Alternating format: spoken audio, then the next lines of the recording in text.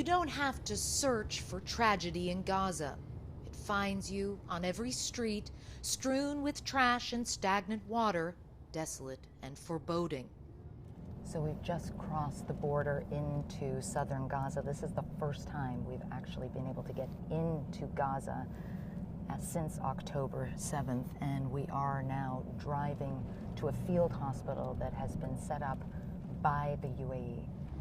Up until now, Israel and Egypt have made access for international journalists next to impossible, and you can see why. Since October 7th, the Israeli military says it has hit Gaza with more than 22,000 strikes. That by far surpasses anything we've seen in modern warfare in terms of intensity and ferocity, and we really, honestly, are just getting a glimpse of it here. Despite Israel's heavy bombardment, there are people out on the streets. A crowd outside a bakery. Where else can they go? Nowhere is safe in Gaza. Used to be a stadium. Arriving at the Emirati field hospital, we meet Dr. Abdullah Al-Nakbi. No sooner does our tour begin when Our ambulance. That's a real life. And this is what you hear all the time now? Yes. At least 20 times a day. At least 20 times a day. Maybe more sometimes. But I think we got used to it. One thing none of the doctors here have got used to is the number of children they are treating. The UN estimates that some 2/3 of those killed in this round of the conflict have been women and children.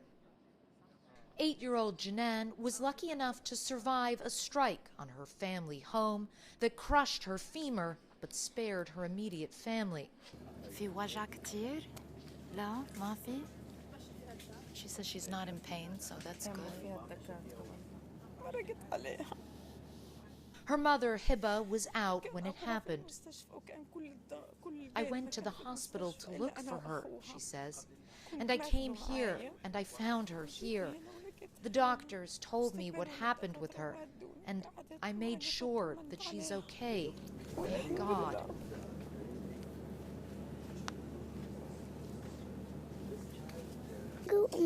They bombed the house in front of us and then our home, Janan tells us. I was sitting next to my grandfather, and my grandfather held me, and my uncle was fine, so he is the one who took us out. Don't cry. But Dr. Ahmed Al-Mazraoui says it is hard not to. I work with old people, like adults, but the children, something touching your heart. Touches your heart and tests your faith in humanity.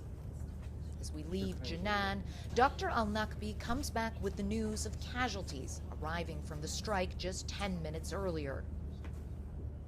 We just got us. They will send right now 2 amputated young male from just the bomb. From the qasf we just heard, from the bomb we just heard? This is my understanding. Okay. They will arrive to our red area. A man and a 13-year-old boy are wheeled in, both missing limbs, both in a perilous state. What's your name? What's your name? The doctor asks. The notes provided by the paramedics are smeared with blood. The tourniquet improvised with a bandage. Since the field hospital opened less than 2 weeks ago, it has been inundated with patients.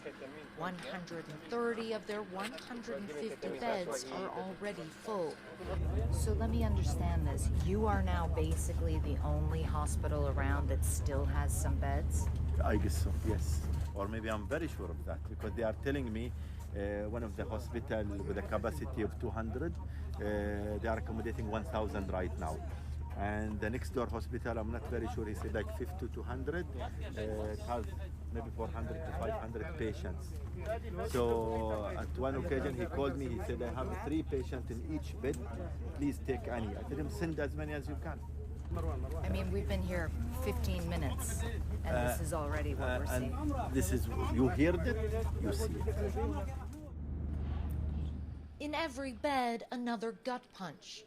Less than 2 years old, Amir still doesn't know that his parents and siblings were killed in the strike that disfigured him. Yesterday, he saw a nurse that looked like his father. His aunt Nahaya tells us. He kept screaming, "Dad, Dad, Dad." Amir is still too young to comprehend the horror all around him. But 20-year-old Lama understands it all too well. 10 weeks ago, she was studying engineering at university and helping to plan her sister's wedding. Today, she is recovering from the amputation of her right leg. Her family followed Israeli military orders and fled from the north to the south. But the house where they were seeking shelter was hit in a strike. The world isn't listening to us, she says. Nobody cares about us. We have been dying for over 60 days, dying from the bombing, and nobody did anything. Words of condemnation delivered in a thin rasp. But does anyone hear them? Like Grozny, Aleppo, and Mariupol, Gaza will go down as one of the great horrors of modern warfare. It's getting dark. Time for us to leave. A privilege the vast majority of Gazans do not have. Our brief glimpse from a window onto hell is ending as a new chapter in this ugly conflict unfolds.